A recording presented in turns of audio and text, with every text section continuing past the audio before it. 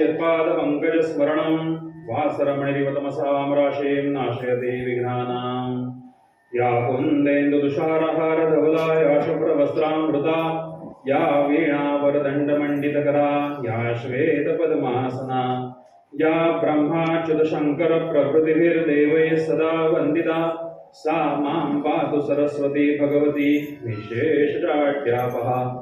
मूकं करोति वाचालं पङ्गुं लङ्घयते गिरिं यत्कृपातमहं वन्दे परमानन्दमाधवम्।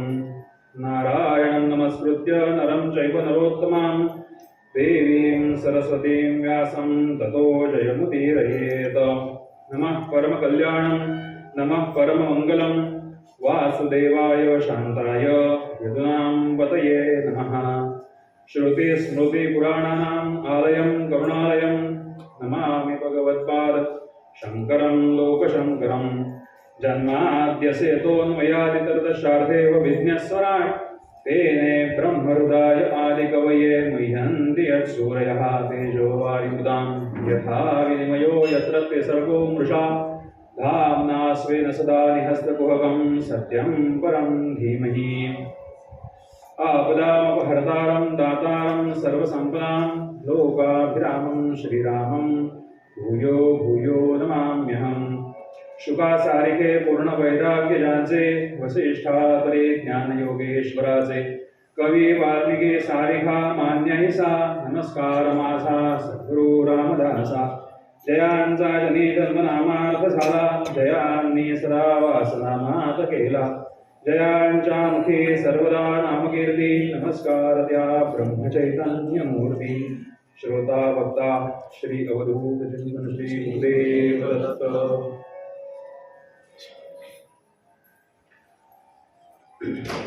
एकच मिनिट जरा नामस्मरण करूया। श्रीपाद श्री वल्लभ नरहरी दत्तात्रेया दिगंबरा पाद श्री वल्लभ नरहरि दत्तात्रेया दिगंबरा।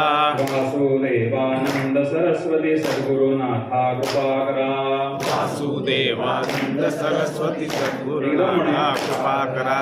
श्रीपाद श्री वल्लभ नरहरि दत्तात्रेया दिगंबरा वासुदेवानंद सरस्वती सद्गुरुनाथा कृपाकरा।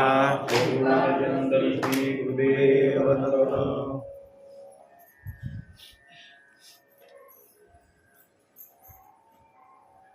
स्वामी महाराजांची इच्छा म्हणून योग लगेच आला। दत्त जयंतीच्या उत्सवामध्ये दत्त जयंती आणि दत्त मूर्ती दत्त समजून घेण्यासाठी इथे बोलण्याचा योग आला होता। मुद्दामून आणला होता योग आणि तुम्ही सगळ्यांनी सहकार्य करून ते पूर्णत्वास केलं।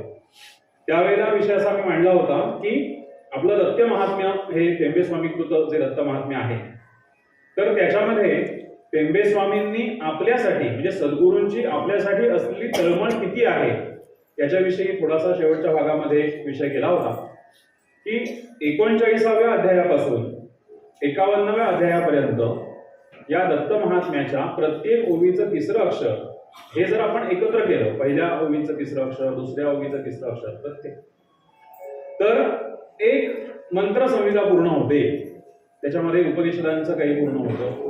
अशा प्रकारे आपण तेव्हा सांगितलं होतं आणि त्याविषयी सुद्धा आपल्याला चिंतन केलं पाहिजे, काहीतरी विचार करायला पाहिजे। या दृष्टीने पुन्हा एकदा कधीतरी योग आला की आपण बोलूया असं म्हटलं होतं आणि उद्या मला बोलायचं होतं पण स्वामींची इच्छा की उद्याचं माझं जे बोलणं होतं ते अभ्यास करत असताना असं सारखं वाटत होतं की 2 तासात होईल का नाही, पूर्ण होईल का नाही विषय, मग पुन्हा अर्धवट राहिला तर पुन्हा पुढच्या महिन्यात किंवा 2-4 महिन्यांनी मागचं कसं आठवणार सगळ्यांना। पण सद्गुरू कृपा आणि इच्छा देवाची इच्छा याच्यापुढे आपण काही करू शकत नाही आणि आज आणि उद्या या 2 दिवसामध्ये हा एकच विषय मांडण्याचं भाग्य म्हणेन मी की मला इथे मिळत आहे। पूर्ण आपण आता टेंबे स्वामींचे साधक आहोत, त्यांनी दिलेल्या उपासना मार्गावर आपण चालतो, त्यांचा उपदेश आपण जीवनात उतरवण्यासाठी आग्रही आहोत असे आपण सगळे। स्वामींच्या रचनेविषयी जर आपण विचार केला, कुठलीही त्यांची जी रचना आहे, साहित्य त्यांचं जे लिखाण आहे केलेलं ते मंत्रगर्भ रचना आहे सगळी। प्रत्येक रचनेमध्ये काही ना काहीतरी गुढार्थ सुद्धा आहे। आपल्याला बऱ्याच वेळा काय होतं, संस्कृत श्लोक असतो त्याचं मराठी भाषांतर आपल्याला समजतं, जेवढा आपण वाचून समजून घेऊ शकतो तेवढा आपण समजतो आणि पुढे होतो। पण ते तेवढ्यावर राहत नाही, तेवढीच त्याची मर्यादा नाहीये. त्याच्यामध्ये बरंच काहीतरी आणखी गुढार्थ सुद्धा आहे. प्रत्येक देवतेचे किंवा दत्तप्रभूंच्या विषयीचे वर्णनाचे मंत्र जे गुंफलेले आहेत, ओव्या ज्या गुंफलेले आहेत, त्याच्यामध्ये काही ना काहीतरी विशिष्ट अक्षर जर एखादं घेतलं, जसं मी आता सांगितलं की तिसरं अक्षर घेतलं शेवटपर्यंत तर कुठले कुठले मंत्र पूर्ण होतात. असं मांडुक्य उपनिषद याचा उल्लेख याच्यामध्ये टेंबे स्वामींनी केलेला आहे. दत्त महात्म्यामध्ये 39व्या अध्यायापासून पहिल्यांदा जे पूर्ण होतं ते मांडुक्य उपनिषद होतं. त्याच्यानंतर भद्रकर्णी हा जो संस्कृत मंत्र आहे तो, त्याच्यानंतर स्वस्ति न इंद्रो, हे दोन्ही शांती मंत्र आहेत. त्याच्यानंतर ईशावास्योपनिषद अख्खं पूर्ण होतं. एक एक शब्द घ्यायचा आहे, म्हणजे 18 श्लोकांचं असलेलं किंवा अशा भरपूर श्लोकांचं असलेलं उपनिषदाचं सगळं ते पूर्ण होतं. आणि शेवट पूर्णमदम हा जो आपला शांती मंत्र आहे तोही तशाच प्रकारे पूर्ण केला जातो. या मंत्रांचा आपल्याकडून उच्चार व्हावा म्हणून ही केलेली व्यवस्था आहे स्वामी महाराजांनी. नकळत आपण जेव्हा हे दत्त महात्म्य वाचू त्यावेळेला आपल्याकडून हे नकळत होऊन जाईल, आपोआप होऊन जाईल, ऑटोमॅटिकली होऊन जाईल. म्हणजे त्याचा आपल्याला दोष किंवा संस्कृत वाचनाचा दोष, शब्दार्थांचा उच्चार करतानाचा दोष, हे सगळे याचा सगळ्याचा विचार करून आपल्या प्रत्येक साधकांनी हे केलंच पाहिजे असा आग्रह या साहित्यामध्ये आपल्याला दिसतो स्वामींचा. मग हा आग्रह, नाहीतर मग त्यांना हे करण्याची गरज नव्हती ना. जर स्वामींना आपल्याला असं सुचवायचंय की हे तुम्ही वाचलं, दत्त महात्म्य वाचलं तुम्ही, की तुमच्याकडनं हे होऊनच जाणार आहे, याचा अर्थ आपण काय घ्यायचा आहे की हे वाचणं, याच्याविषयी अभ्यास करणं किती महत्वाचं आहे. नकळत का होईना आपण तुमच्याकडनं ती सेवा घडावी याच्यासाठी सद्गुरूंची धर्म जर का आपल्याला कळत नसेल, आणि टेंबे स्वामी त्यांचा उपदेश आपण जीवनात उतरवताना त्यांचे साधक म्हणून आपली जबाबदारी आहे की त्यांनी सुचवलेलं जे काही आहे त्याचाही आपण अभ्यास करायला हवा. आता असं म्हणतात की ज्ञानेश्वरीची पहिली ओवी समजली त्याला सगळं समजलं. भागवताचा आता जन्माद्यस्य हा जो पहिला श्लोक आहे, की पहिल्या श्लोकाचा अर्थ जो समजावून घेतो त्याला सगळा ग्रंथ समजतो, असं एक आपल्याकडे सगळ्याच ग्रंथांच्या बाबतीत आपल्याला दिसतं. 39व्या अध्यायाची पहिली ओवी काय आहे दत्त महात्म्याची, की जिथे मांडुक्य उपनिषदाचा पहिला शब्द, तिसरा अक्षर हे पहिला शब्द मांडुक्य उपनिषदाचा येतो. ती ओवी पहिली अशी आहे, जो तू ओतप्रोत जगद्रूपी, जो तू ओतप्रोत जगद्रूपी अससी विश्वव्यापी, त्वत् कथामृत जो पी, हो का पापी तरी तो तरे. थोडक्यात अर्थ त्याचा असा आहे की तू ओतप्रोत या जगामध्ये भरलेला आहेस, अससी विश्वव्यापी, विश्वव्यापी तू सगळा आहेस, आणि तुझं कथामृत जो पियेल, प्राशन करेल, तो का हो पापी, तो जरी पापी असेल तरी तो तरुण जाईल. साधा सोपा अर्थ. ही 39व्या अध्यायाची पहिली ओवी आहे. इथपासून पुढे प्रत्येक याच्यामध्ये आपल्याला उपनिषद बघायला मिळतं. नाला मिळता नदीसी कोण अशुद्ध म्हणे त्यासी, तसा त्वदीन हो त्यासी अशुची कोण म्हणेल. किती प्रदूषित असलेला नाला जर समुद्राला, नदीला, मोठ्या पाण्याला मिळाला की तो शुद्ध होऊन जातो, ही त्यातली भावना. मग मांडुक्य उपनिषदाचा हा जो अर्थ आहे, याच्यामध्ये मांडुक्य उपनिषदात नक्की सांगितलेलं काय आहे, स्वामींना एवढं मांडुक्य उपनिषद महत्वाचं का वाटलं की ज्यांनी आपल्याकडून आपोआप सेवा घडावी म्हणून ते त्याच्यामध्ये घालून दिलं आपल्याला. मांडुक्य उपनिषद हा ओंकाराची साधना आपण जी म्हणतो, ओंकार साधना म्हणतो, त्या ओंकाराचं महत्व काय आहे, प्रणवाचं महत्व काय आहे, हे त्या मांडुक्य उपनिषदामध्ये आपल्याला सगळं सांगितलेलं आहे. ओंकार याविषयी त्याच्यामध्ये सगळं ज्ञान आपल्याला मिळतं. त्याच्यानंतर दुसऱ्यामध्ये येतं ते ईशावास्योपनिषद येतं. अध्याय 44 पासून पुढे 44व्या अध्यायाची 64वी ओवी आणि तिथपासून पुढे 50व्या अध्यायाच्या 43व्या ओवीपर्यंत जर तिसरं अक्षर आपण घेतलं तर ते येतं ईशावास्योपनिषद. म्हणजे या दोन उपनिषदांचा उल्लेख सरळ सरळ दत्त महात्म्यामध्ये केलेला आहे. मग आपली जबाबदारी आहे की आपण या उपनिषदांचा विचार करायला हवा. आता उपनिषद हा विषय आपल्याला वाटतो की हा आपल्यासाठी नाही, आपला अगम्य विषय आहे, खूप कठीण संस्कृत आहे, आपल्याला हे समजणार नाही, म्हणून आपण त्याच्या वाटेसच कधी जात नाही. किंवा जे वरवर आपल्याला जे मराठी लिहिलेलं दिसतं त्याच्याविषयी आपण त्याचा फक्त अभ्यास करतो आणि आपण ते थोडक्यात अगदी सांगायचं तर टाळूनच, बायपास करूनच थोडं पुढे जातो, कारण बाबा हे नाही आम्हाला समजणार, हे सगळं आमच्या डोक्यावरून जाणार आहे. पण मुळात उपनिषद काय आहे वैदिक वाङ्मयामध्ये वेदांचा विचार जर का आपण केला तर त्याचे 4 भाग पडतात. म्हणजे वेदांचे 4 भाग, ते 4 वेद तो वेगळा विषय आहे. पण वेदांचा विचार केला आपण तर त्याच्यामध्ये ब्राह्मण म्हणजे पहिली संहिता आहे, मग ब्राह्मण, अरण्य आणि उपनिषद असे 4 भाग पडतात. आता उपनिषद हा वेदांचा शेवटचा भाग आहे. प्रत्येक वेदाची उपनिषद आहे हा, म्हणून त्याला म्हणतात वेदांग. आता चर्चेला बऱ्याच वेळा असं ते वेद वेदांग हा शब्द आपण नेहमी वापरतो की वेदांगात काय सांगितलंय, वेदांगाचा अभ्यास. वेदांगाचा अभ्यास म्हणजे कसला अभ्यास, तर या उपनिषदांचा अभ्यास. या उपनिषदांच्या सहाय्याने आपल्याला वेद समजून घ्यायचे म्हणजे वेदांगाचा अभ्यास. मग उपनिषद या शब्दाचा अर्थ पहिल्यांदा आपल्याला समजायला हवा. उपनिषद साधा सोपा अर्थ आहे की जवळ बसून समजून घ्या.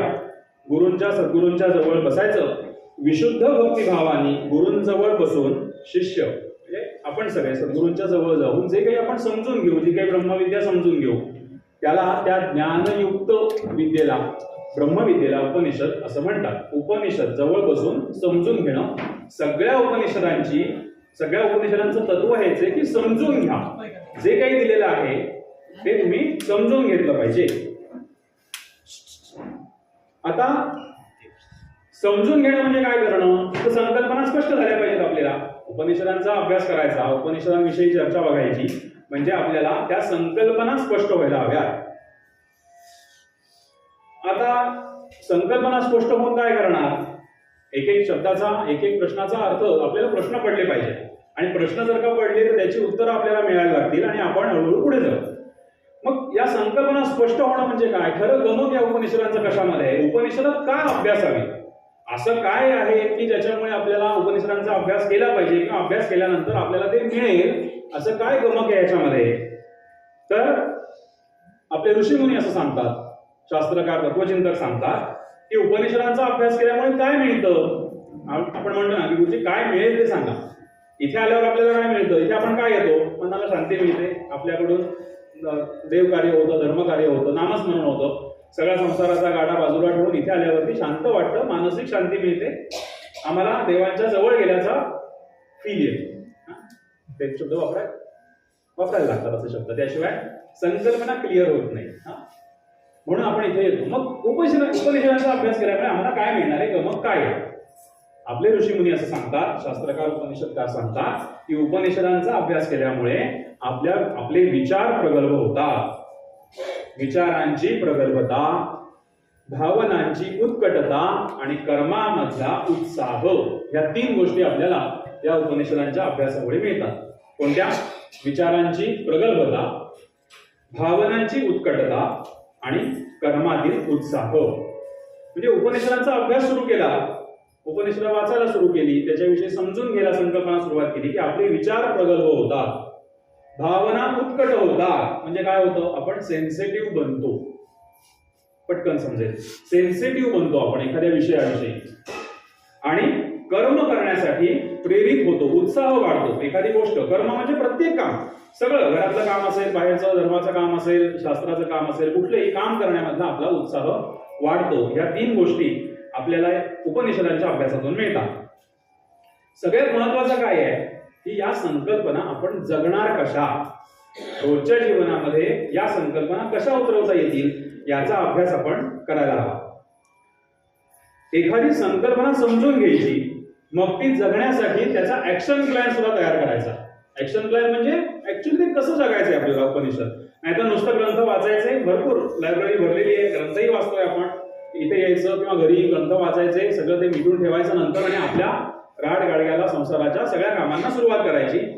पहिले पाढे 55, उद्या सकाळी जोपर्यंत ग्रंथ उघडत नाही आपण किंवा जी काही वेळ ठरली असेल तोपर्यंत त्यातलं काहीच आठवत नाही आणि आपल्या जीवनात दिवसाभरात ते उतरतही नाही. सगळ्यांचं नाही सांगत मी, माझं असं होतं. प्रत्येकाने आपापला विचार करावा, ज्यांचं होत असेल त्यांना पटेल. मग ऍक्शन प्लॅन त्याच्यावर विचार करायला हवा, म्हणजे त्याची अंमलबजावणी करायला हवी. आपण काय वाचलंय, काय अभ्यास केलाय. आता पुन्हा मी त्याच विषयावर येईल की भगवंतापर्यंत जाण्यासाठी मार्ग कुठले 3 आपण मागच्या वेळेला बघितले होते की ज्ञान, कर्म आणि भक्ती.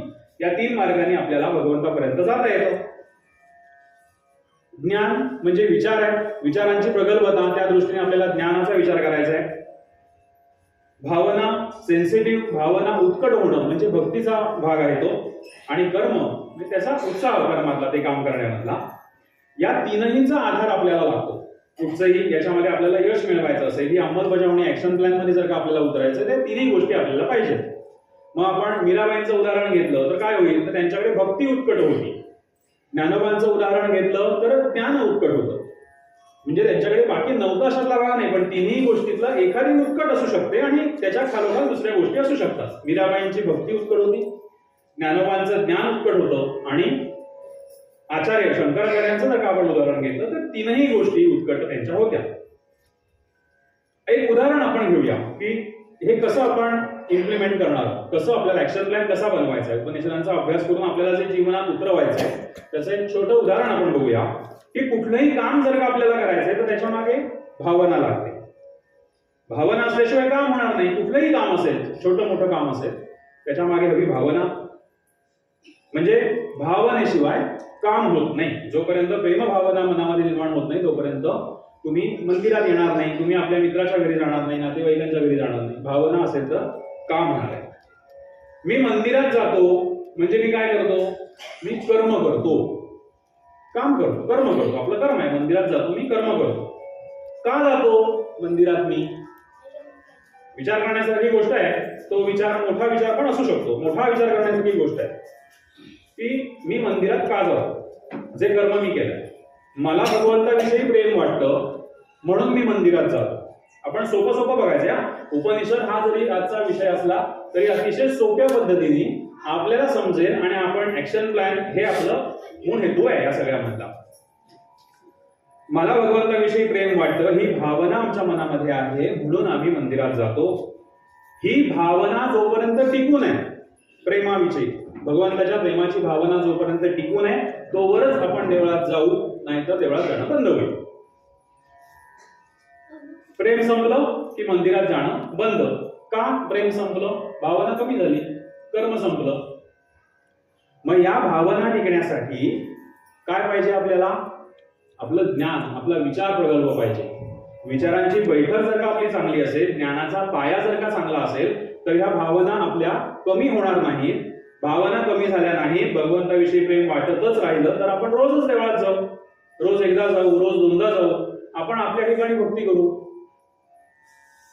कारण लागतं. शास्त्रकार याला एक कठीण शब्द, आपल्या दृष्टीने कठीण शब्द वापरतात, कार्यकारण भाव संगती असा शब्द याला शास्त्रकारांनी वापरलेला आहे. कर्म टिकण्यासाठी भावना हवी, भावना टिकण्यासाठी ज्ञान हवं. आता काय भावना, की भगवंतामुळे माझं जीवन आहे, ही भावना ज्या वेळेला आपल्या मनामध्ये ज्ञानरूपाने, म्हणजे ज्ञान काय आहे की भगवंतामुळे माझं जीवन आहे, माझं जे काही चाललंय हे सगळं भगवंतामुळे चाललंय, हा विचार ज्या वेळेला प्रगल्भ होईल त्यावेळेला आपल्याला त्याच्याविषयी प्रेम वाटायला लागेल आणि आपलं कर्म, रोजच्या रोज मंदिरात जाण्याचं जे कर्म आहे ते पूर्ण होईल. म्हणजे कर्म टिकण्यासाठी भक्ती उत्कट पाहिजे आणि भक्तीसाठी ज्ञानाचा पाया मजबूत हवा. म्हणजे ज्ञान, कर्म आणि भक्ती सगळी उपनिषद किंवा उपनिषदांविषयी जे काही आहे ते सगळं याच्याच भोवती फिरतं. त्याचं आज आणि उद्याच्या दिवसात तुम्हाला त्याचा प्रत्यय येईल की आपण सुरू कुठून करतोय आणि जाऊन कुठपर्यंत पोहोचतोय. आपल्याला उपनिषद कुठून सुरू करतात आणि आणून कुठे सोडतात. तीनही लागतात ह्या गोष्टी. कुठचीही एक गोष्ट नाहीये असं चालत नाही, तीनही गोष्टी लागतात. त्याचा विवेकाविषयी सुद्धा आपला विचार याच्यापूर्वी इथे झालेला आहे की यातला समतोल साधून, ज्ञान कर्म भक्तीचा समतोल साधून आपल्याला भगवंतापर्यंत पोहोचायचं आहे. भावना संपल्या म्हणजे आपण म्हणतो ना एखाद्या वेळेला की माझं मन उडालं आणि नाही आता मी जाते, माझं मन उडालं त्या विषयावरून. साधा सोपा वाक्प्रचार आहे, माझं मन उडालं त्याच्यावरून, कुठच्याही गोष्टीवरून. मन उडालं म्हणजे काय झालं, भावना संपल्या. म्हणजे भावना संपायच्या नसतील तर ज्ञानाचा पाया मजबूत हवा. प्रबळ कारण असलं की भावना टिकतात. आपल्याला काय देत आहेत उपनिषद हा विचार आपण बघतोय. विचारांची प्रगल्भता, भावनांची उत्कटता आणि कर्मामधला उत्साह, या तीन गोष्टी आपल्याला उपनिषदांमधून मिळतात, त्यांच्या चर्चेतून, अभ्यासातून मिळतात. म्हणून उपनिषद आपण अभ्यासायची आहे. या सगळ्याची चर्चा आपल्याला आज आणि उद्या 2 दिवसामध्ये करायची आहे. जसं मी म्हटलं की मुख्य हेतू आहे. मुख्य हेतू काय आहे आपल्या या सगळ्या चर्चेचा? कारण काय मिळतंय हे जोपर्यंत आपल्या मनामध्ये दिसत नाही ना तोपर्यंत आपण ऐकणार नाही. हे सगळ्यांचंच आहे, मानवी स्वभाव आहे, सगळ्यांचा आहे, माझा आहे, सगळ्यांचा आहे, की आपल्याला काय मिळतंय हे जर आपल्याला कळलं, आपल्याला आपला फायदा लाभ काय होणार आहे हे जर कळलं तर आपल्याकडून ते कर्म चांगल्या दृष्टीने होऊ शकतं. की उपनिषदांच्या संकल्पनांचं स्पष्टीकरण हा एक मुख्य भाग आपला हेतू असणार आहे चर्चेचा. आणि दुसरा हेतू असणार आहे या स्पष्ट झालेल्या संकल्पना आपण आपल्या आयुष्यात कशा आणायच्या. साधारणपणे ह्या दुसऱ्या विषयावर फार चर्चा आपल्याकडे कोणी करत नाही. मी माझ्या परीने करण्याचा प्रयत्न, जे आम्हाला आमच्या गुरुजींनी शिकवलंय त्याप्रमाणे मी करण्याचा प्रयत्न करेन.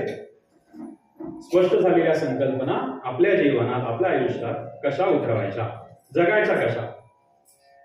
बरं गुरुजी, हे सगळं केलं समजा, हे सगळं संकल्पना स्पष्ट झाल्या, सगळं झालं, आम्ही रोजच्या जीवनात त्या संकल्पना उतरवण्याचा प्रयत्न केला. मिळणारे काय यातनं लाभ? जोपर्यंत लाभ सांगत नाही ना तोपर्यंत त्यातनं पुढे जाता येणार नाही. मिळणारे काय याच्यातनं? सगळ्यात पहिली गोष्ट मिळणारी ती म्हणजे आध्यात्मिक यश. सगळ्यांना त्याच होती फिरणार आहे. आध्यात्मिक यश याची व्याख्या आपण बघितली, पुन्हा एकदा सांगतो, पटकन सांगून जाऊया.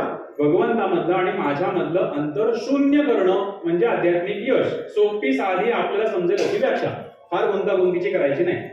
देवामधलं आणि माझ्यामधलं अंतर शून्य करणं, कमी सुद्धा नाही. कमी म्हणजे काहीतरी अंतर राहत, शून्य करणं म्हणजे आध्यात्मिक यश. हे आध्यात्मिक यश यातनं मिळणार आहे कधी? संकल्पना स्पष्ट करून समजून घेऊन त्या जीवनात उतरायला लागल्यानंतर. माझ्या जीवनात उपनिषद तेज भरणार आहे, तेजस्वी जीवन आपलं होणार आहे. आणि आपल्याला उपनिषदांचा अभ्यास निर्भय बनवतो. आता ह्या दोन गोष्टींचा अर्थ तुम्हाला आज आणि उद्या या सगळ्या बाकी चर्चेतनं मिळत जाईल. आता जीवनात तेज भरणार आहेत आणि निर्भय बनवणार आहेत, ते कशासाठी? ज्ञान परंपरेचं, ज्ञानाची पातळी आपली जी सध्या ओव्हरऑल सगळीकडे आपण जर का बाहेर विचार केला त्याची खालावलेली दिसते. की बऱ्याच काही आपल्या भारतीय तत्वज्ञानाच्या, आपल्या ऋषीमुनींच्या परंपरा आहेत, ज्ञान आहे, हे कुठेतरी आता थोडं खाली घसरलेलं दिसतंय, खाली पातळी त्याची खालावलेली दिसते. मग ही जबाबदारी कोणाची आहे? त्याचं संवर्धन आणि संरक्षण करण्याची आपली आहे ना. आपल्याला स्वामींनी दिलेला उपदेश जो आहे तो आपण आपल्या जीवनात उतरवला म्हणजेच आपण ती ज्ञान परंपरा टिकवून ठेवण्याचा किमान आपल्यापुरता तरी प्रयत्न करावा, म्हणजे त्याचं संरक्षण करावं. आज उपनिषदांचा अभ्यास मी करतोय म्हणजे काय करतोय? आमच्या गुरुजींनी आमच्या मनावर हे ठसवलेलं आहे की आपल्याला उपनिषद हा अभ्यास, उपनिषदांचा अभ्यास जो आहे त्याचं संरक्षण करायचं. खूप वर्षांपूर्वी, 200, 500, 1000 वर्षांपूर्वी खूप उपनिषद होती. आता त्यातली 108 प्रमुख म्हणतात. 108 उपनिषद आता आपल्याजवळ किमान लिखित प्रती त्याच्या उपलब्ध आहे. आता त्यातली 10 उपनिषद प्रमुख म्हटली जातात, दशोपनिषद असं त्याची टर्म आहे. मग अजून पुढच्या 200, 300, 500, 1000 वर्षांनंतर असं व्हायला नको ना की अरे ती ईशावास्य उपनिषद मिळतच नाही. जी आपली नालंदा, तक्षशिला सगळी जळून गेली, किती आत्ता जे ज्ञान आहे तेच वाचून मी समजून घेऊ शकत नाहीये, तर ते जे काही वर्ष जळत होतं ते ज्ञान किती असेल? म्हणजे आता असलेल्या ज्ञानाचं संरक्षण करावं म्हणजे काय करावं? तर आपण ते शिकून घ्यावं. आणि दुसरी टर्म त्याच्यामध्ये आहे ते संवर्धन त्याचं केलं पाहिजे, वाढवलं पाहिजे. म्हणजे काय? जे मी आता इथे येऊन करतोय की मी शिकण्याचा प्रयत्न करतोय, मी शिकतोय, ते ज्ञान मी तुमच्यापर्यंत आणून सोडावं आणि त्याचं संवर्धन करावं, राखायचंय पण आणि वाढवायचंय पण. हे सगळं करण्यासाठी तेज भरण्याचं काम उपनिषद करतात. अभ्यास उपनिषदांचाच करायचा आहे, पण त्याच्यामुळे मिळणारे काय आपल्याला? आज माझ्या मनामध्ये हा विश्वास निर्माण झालाय ना की मी आपणहून संपर्क करतो की नाही, मला यायचंय बोलायला. हे धाडस कुठनं आलं? नव्हतं आधी, 2 वर्षापूर्वी नव्हतं. आम्ही खूप उशिरा या अभ्यासाला लागलो असं मला म्हणायला लागेल. हे धाडस आहे. आज मला इथे येऊन आपणहून म्हणायचं की मला बोलायला यायचंय, मला वेळ द्या, अर्धा तास द्या, 1 तास द्या, जो काही द्याल तो द्या. हे निर्भय बनवणं जे आहे ना, हे उपनिषद करतायत. आणि हे करण्यासाठी लागणारं तेज निर्भय बनलं की तुमच्यापर्यंत येऊन मला पण ती जबाबदारी आहे. मी आपणहून म्हणतोय उद्या 5 तारखेला 4 तारखेला मला जायचंय, तर याच्यासाठी आवश्यक असणारं तेज सुद्धा आपल्याला या उपनिषदांच्या अभ्यासांमधून मिळतं. अशा हे सगळं आपल्याला मिळतं म्हणून उपनिषदांचा अभ्यास करायचा आहे. आणि आपल्याला अभ्यास करायला आपल्या स्वामी महाराजांनी सांगितलेलं आहे, त्यामुळे ते केलंच पाहिजे, ती आपली जबाबदारी आहे. दुसरा कोणी येऊन दत्तमहात्म्य वाचेल मग त्याला समजेल की उपनिषदांविषयी त्यांनी स्वामींनी काहीतरी सांगितलंय म्हणून तो करेल, ते नंतर. आधी आपली जबाबदारी आहे, आपल्या उपासना मार्गामध्ये काय सांगितलंय ते आपण आधी केलं पाहिजे. अप्राप्य वाटणारं याच्यामध्ये काही नाही. आतापर्यंत उपनिषद काय आहेत, उपनिषदांमध्ये काय आहे आणि आपल्याला ती कशा पद्धतीने समजून घ्यायचे हे सांगितल्यावर आता साधारणपणे तुमच्या मनावरचं ओझं थोडं कमी होईल की उपनिषद ऐकायचे म्हणजे अप्राप्य, आम्हाला ते समजणारच नाही, डोक्यावरून जाईल, त्या टर्म आपल्याला समजणार नाही असं काही नाही. जेवढं सोपं करून सांगणं शक्य आहे तेवढं आपण करूया. आपल्या जीवनाकडे बघण्याचा दृष्टिकोन उपनिषद बदलतात. आता अभ्यास उपनिषदांचा करणं किंवा उपनिषद आपल्याला हे सगळं देतात, याच्यातलं कसं आपलं बदलत जातं किंवा कसं बदलत जाणं अपेक्षित आहे सद्गुरूंना. सुबोध त्यातील अमृत वचने जागृत करीती आत्मलोचने म्हटलं साहेब सगळ्यांनी, रोज म्हणतोय आपण असं मी म्हणतोय कारण मी कालपासून म्हणायला लागलोय, परवापासून. हा, माझ्यापेक्षा तुम्ही सगळे साधक ज्ञानी भक्त आहात की जे रोज टेंबे स्वामींची ही ओवी इथे म्हणत असाल. सुबोध त्यातील अमृत वचने जागृत करती आत्मलोचने पढता पढता ज्ञानी बनले कितीक तरी मतिमंद. माझ्यासारखे कितीक मतिमंद पढता पढता ज्ञानी झाले. कधी अभ्यास करतोय, काहीतरी वाचायचा प्रयत्न करतोय, पुस्तकं गोळा करतोय, मिळेल तिथनं ज्ञान घेण्याचा प्रयत्न करतोय, म्हणून माझ्यासारखा मतिमंद सुद्धा ज्ञानी होतो. सुबोध त्यातील अमृत वचने, कशामधली? ग्रंथांमधली, पुस्तकांमधली, उपनिषदांमधली अमृत वचनं जी काही सांगितलेली आहेत. सुबोध अमृत वचने जागृत करती आत्मलोचने. आता आत्मलोचन, लोचन म्हणजे डोळे, चर्मचक्षु वगैरे सगळे शब्द मोठे मोठे, आणि आत्मलोचन स्वतः आतमध्ये वाकून बघणं, स्वतःमध्ये बघणं. आता या ओवीचा आणखीन सद्गुरू वासुदेवानंद हे आपण रोज म्हणतो. त्यामुळे आपल्याला अभ्यास करणं, उपनिषदांचा अभ्यास करणं ही आपली जबाबदारी आहे. आणि आज आपण निदान आज आणि उद्या एक तरी ईशावास्य उपनिषद का होईना पण त्याचा चर्चा करण्याचा आपण प्रयत्न करूया. जे काही मला आमच्या गुरुजींकडनं, हरिदास यशवंत गुरुजी आमचे आहेत नाशिकचे, ते आम्हाला उपनिषद शिकवतात, आम्ही शिकण्याचा प्रयत्न करतो. त्यांच्याकडून जेवढं मी घेऊ शकलो तेवढं मी आपल्यासमोर मांडायचा प्रयत्न करतो. अभ्यास केलाय, बोलवून घेणं आणि तो अभ्यास तुमच्या समोर सादर होणं ही सद्गुरूंची कृपा असेल. ईशावास्य उपनिषद काय आहे? हे ईशावास्य उपनिषद नावच असं आहे, ईशावास्य उपनिषद. का? कारण त्या उपनिषदाची सुरुवात ईशावास्य या शब्दाने होते, म्हणून त्याचं नाव आहे ईशावास्य उपनिषद. 10 उपनिषदाची प्रमुख म्हटली जातात. दशोपनिषद ही टर्म सगळ्यांना माहिती असेल. नावं 10च्या 10 नाही सांगता येणार, पण अनेक वेळा ऐकलं असेल दशोपनिषद. त्यातलं पहिल्या क्रमांकाचं हे उपनिषद आहे ईशावास्य उपनिषद. पहिल्या क्रमांकाचं उपनिषद आहे. त्याचप्रमाणे नावाप्रमाणे त्याच्या आतमध्ये सुद्धा अनेक संकल्पना, कठीण कठीण आजपर्यंत वाटणाऱ्या, ह्या सगळ्या उलगडून सांगितलेल्या आहेत ईशावास्य उपनिषदामध्ये. त्या आपण आज आणि उद्या करूया. शुक्ल यजुर्वेदाच्या वाजसनेय या संहितेचा 40वा अध्याय. केवळ 18 मंत्र आहेत, पण खूप साऱ्या टर्म, खूप मोठ्या प्रमाणावरती आपल्याला मार्गदर्शक ठरणारं हे उपनिषद आहे ईशावास्य उपनिषद. प्रत्येक उपनिषदाला शांती मंत्र असतो. सगळ्या उपनिषदांना शांती मंत्र आहेत. एकच शांती मंत्र अनेक उपनिषदांना सुद्धा आहे, असू शकतो. या उपनिषदाचा शांती मंत्र आहे पूर्णमद पूर्णमिदम, की जो मी आता मगाशी जी नावं सांगितली की एवढे मंत्र, 6 प्रकारचे मंत्र 39व्या अध्यायापासून पूर्ण होतात, त्याच्यात हा सुद्धा एक आहे पूर्णमद पूर्णमिदम पूर्णात् पूर्णमुदच्यते पूर्णस्य पूर्णमादाय पूर्णमेवावशिष्यते. खूप मोठी संकल्पना या शांती मंत्रामध्ये घेतलेली आहे. नुसती शांतीच मागितलेली नाहीये, काय मागायचं, कसं मागायचं हे सुद्धा या शांती मंत्रांमधून आपल्याला सांगितलेलं आहे. परब्रह्म सर्व प्रकारे पूर्ण आहे, जगही पूर्णच आहे, पूर्णातूनच पूर्ण उत्पन्न होतं, आणि पूर्णातनं हे पूर्ण जरी काढून घेतलं तरी शिल्लक राहतं, ते सुद्धा पूर्णच शिल्लक राहतं. खूप मोठा विचार आहे. आता आपण शांती मंत्र त्याचा शब्दार्थ बघूया फक्त आणि पुढे जाऊ. परब्रह्म सगळ्या प्रकारे पूर्ण आहे. पूर्णमद पूर्णमिदम पूर्णात् पूर्णमुदच्यते. जे काय आहे ते सगळं पूर्ण आहे.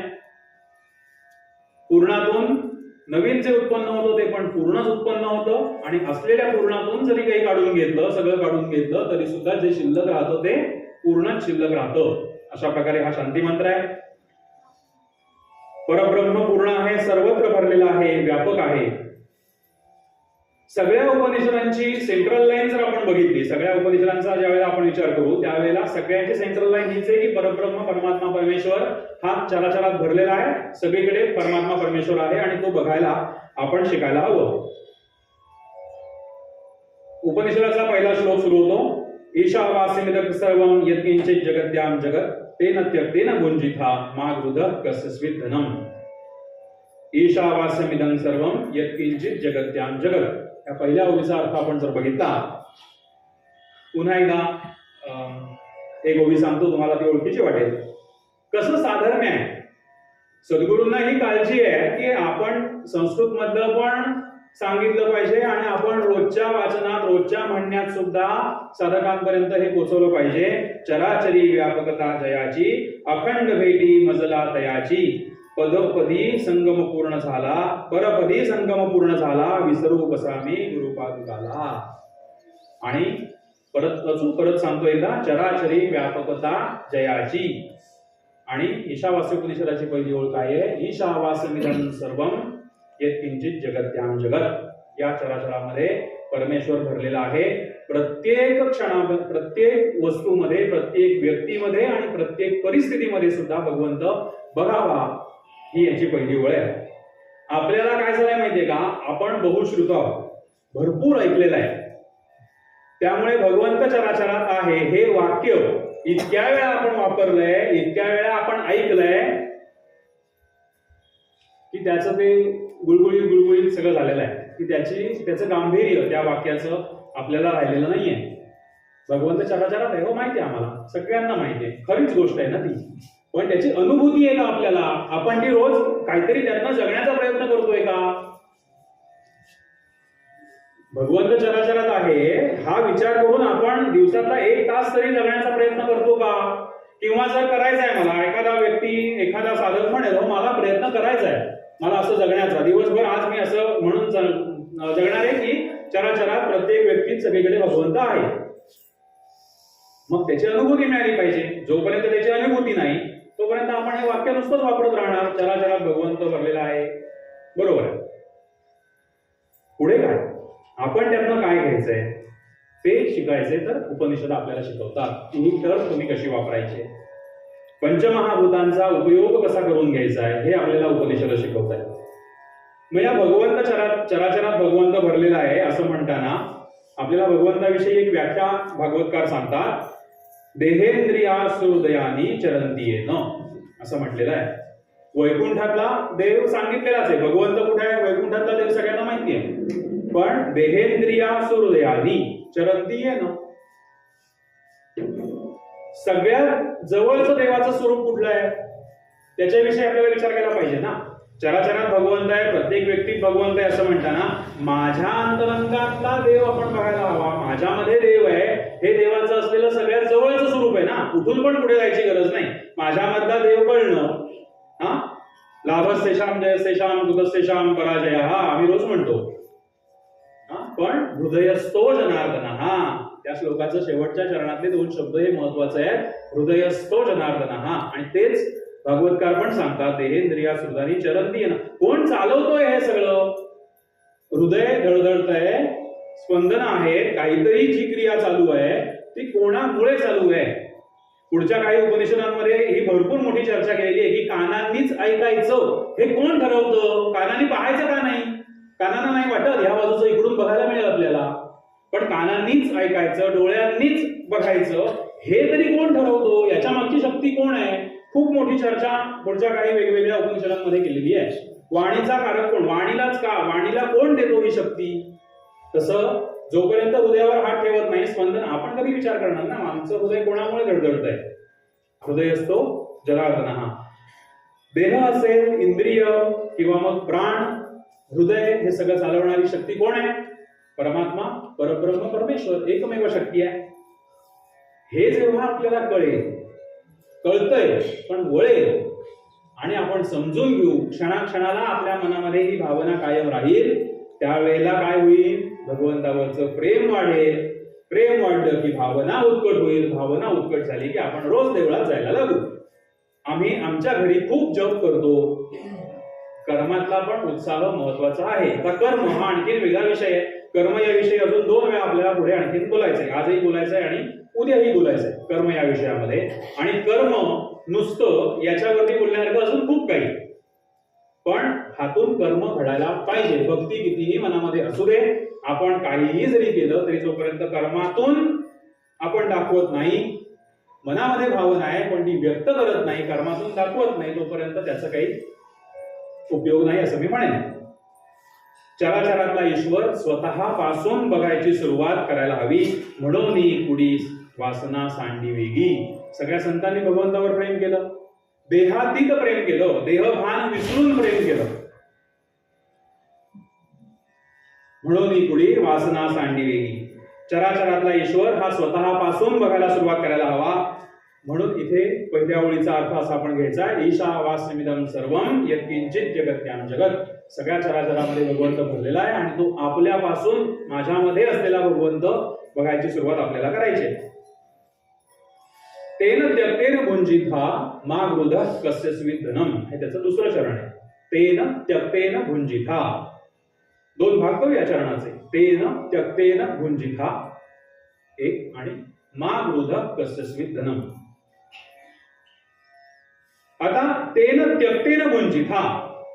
आता आणखीन एक तुमची थोडीशी मी कन्सेप्ट क्लिअर करतो याच्यामध्ये. ईशावास्य उपनिषदामध्ये किंवा अनेक उपनिषदांमध्ये भरपूर विरोधाभास दिसतील, आपल्याला कन्फ्युज व्हायला होईल, हे खरं की हे खरं. एका चरणामध्ये हे सांगतायत, दुसऱ्याच शब्दामध्ये वेगळं काहीतरी सांगतायत. अशा भरपूर टर्म आज आणि उद्या सुद्धा येणार आहे आणि पुढे कधी उपनिषद बघायची वेळ आली तर त्याच्यामध्ये सुद्धा अशा विरोधाभास असलेल्या टर्म आहेत. त्यातला हा पहिला शब्द आपल्याला येतो, तेन त्यक्तेन भुंजिथा.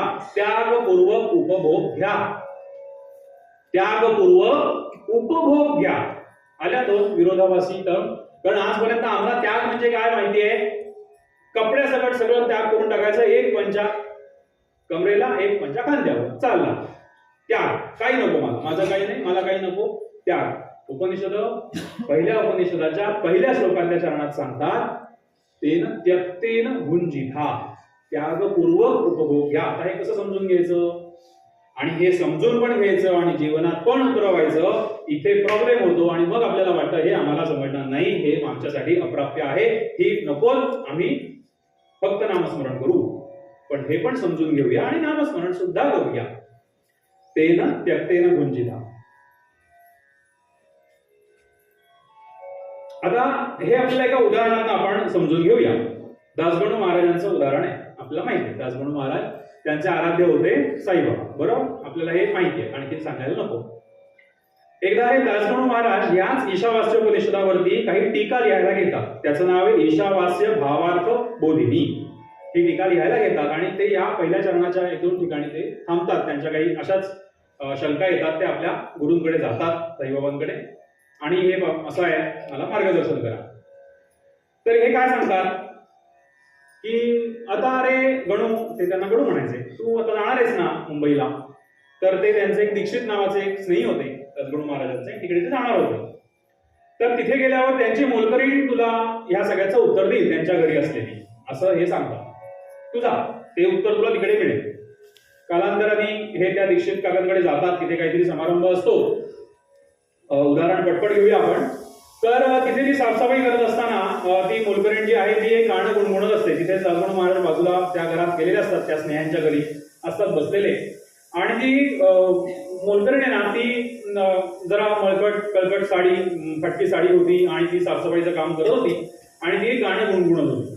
छान साडीचं वर्णन असलेलं गाणं. कोणतं ते तुम्हाला माहिती आहे, अनेक असतील. त्यातलं एक गाणं, छान साडी आहे, त्याचं वर्णन, जी माझ्याकडे साडी असावी असं तिला वाटतंय, कारण आजूबाजूला घरातल्या सगळ्या स्त्रिया छान छान साड्या नेसून वावरत होत्या, कार्यक्रम होता म्हणून.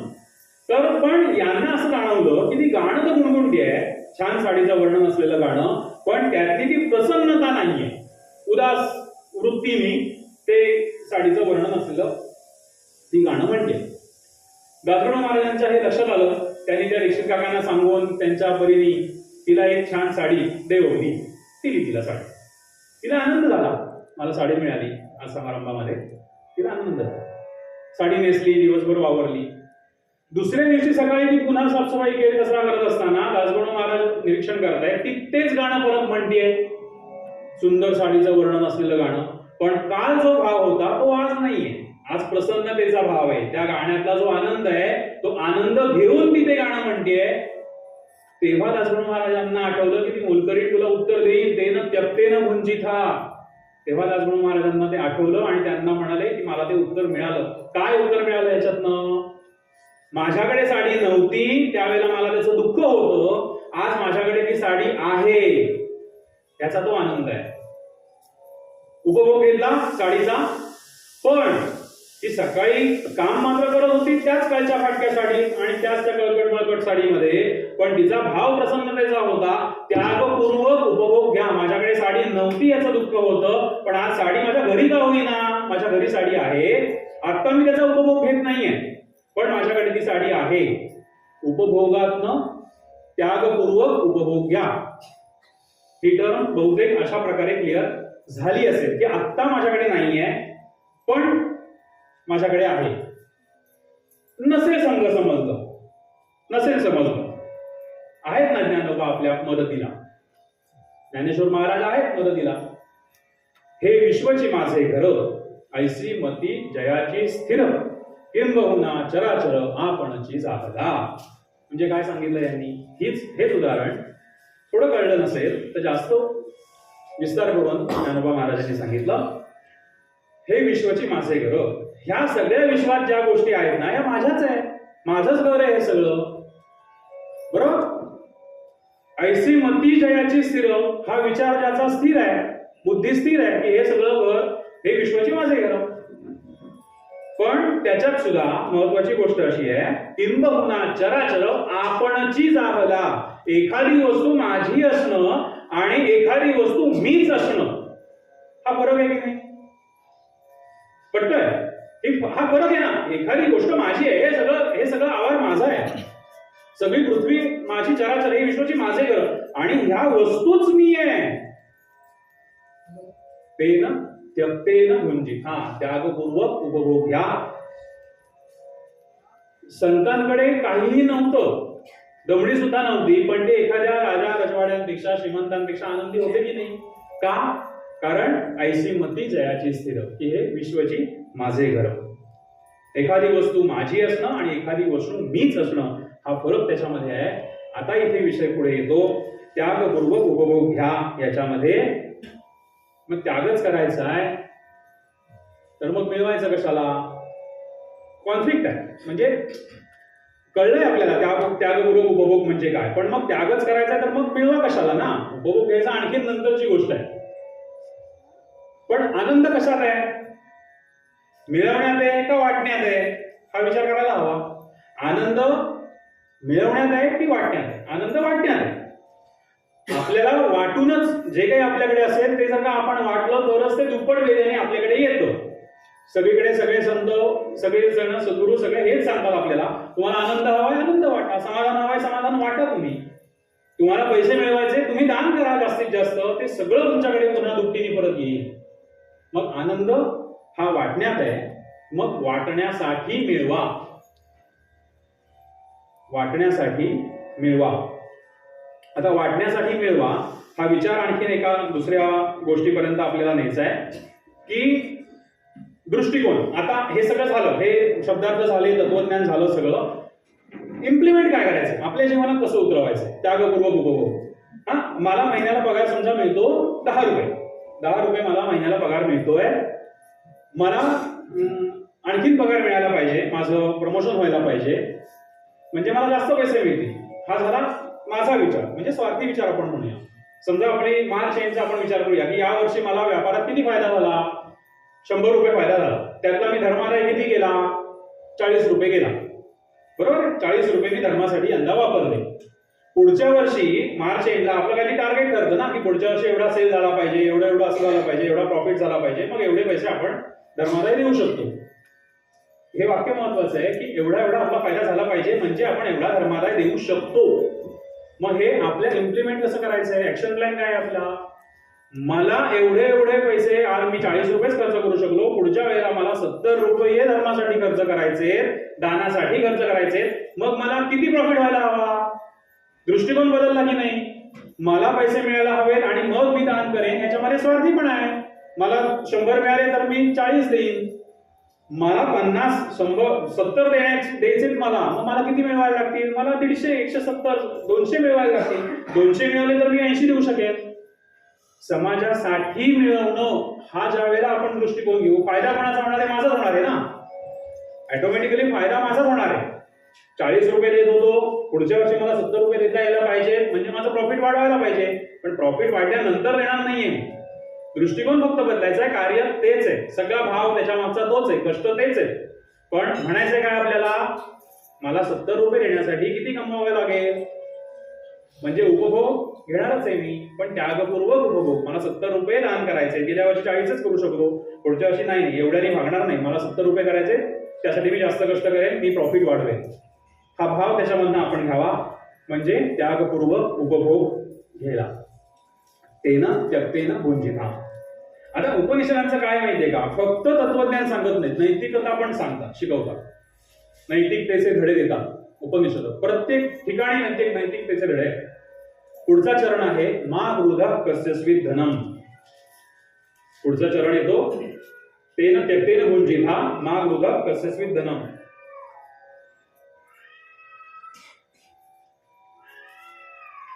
मला दुसऱ्याचं काही नको. मा गृध कस्यस्वी धनम. दुसऱ्याच्या धनाची अपेक्षा नको. नैतिकता आहे ना ही, नैतिकता आहे. रोजच्या जीवनात आपण वापरू शकतो की मला दुसऱ्याचं काही नको, दुसऱ्याच्या धनाची अपेक्षा आपण ठेवू नये. ओरबाडून तर घेऊच नाहीये. जे आपलं नाही दुसऱ्याचं आपल्याला काहीही नको.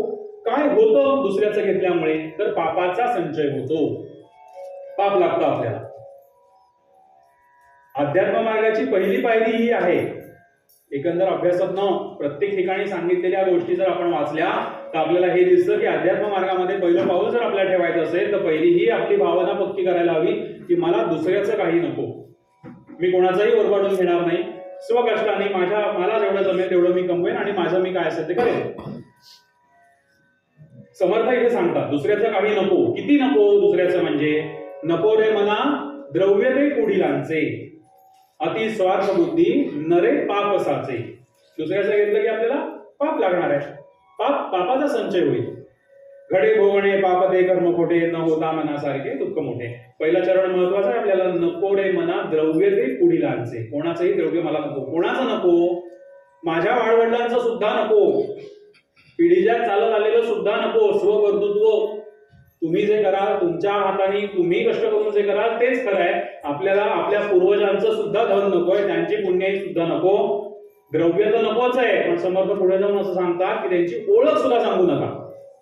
दासबोधात सांगितलेलं आहे.